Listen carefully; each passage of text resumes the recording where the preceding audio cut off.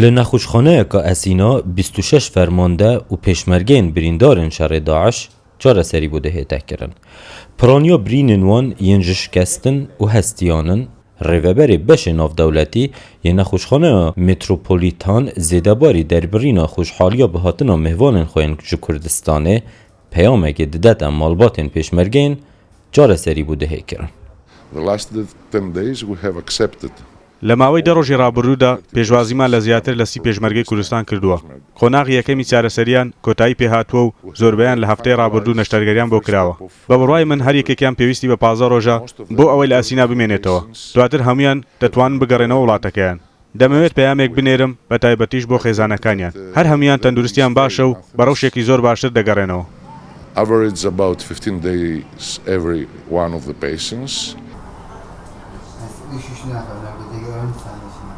او پیشمرگین قوناغین یکم ین چاره سری بو هاتین انجام دان لبندا بریارن پزیشکانن کوریا وگره بو بهتا وکرن و دلگرمن وگریانا انین شری و دیدارا هفچپرن خوانه.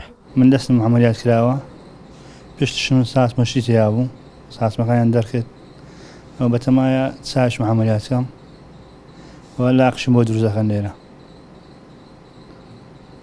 خستخانەی زۆر پێشکەوتە بەڕاستی زۆرەکان زۆر باشن و سوپاسی حکوومەتی هەرێمی کوردستان دەکەم سوپاسی وەزارەتی پێشمەرگە دەکەم.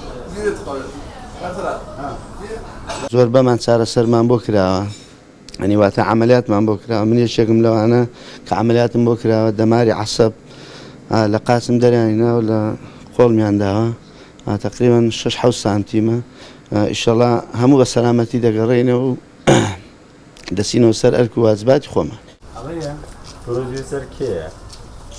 نونر وزارت و پیشمرگه برسی بوی پرسیاره داده یا بردام درباره میکانیزم بریاردان چاره سری لدروه بو پیشمرگین بریندار دهید کرد.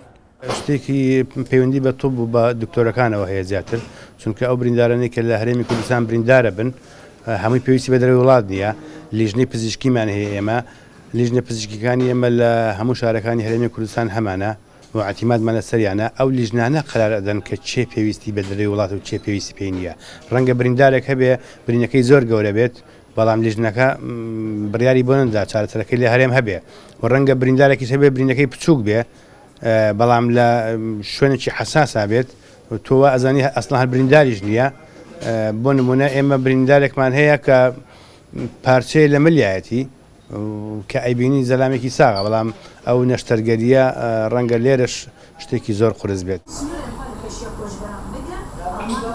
دجورن خوین نخوشخانه دا پیشمرگین لدور ولات چاره سری بوده هیته کرن نوچین هفسنگر و بویرن کردستانه دشاشه روداوی دا دبینن.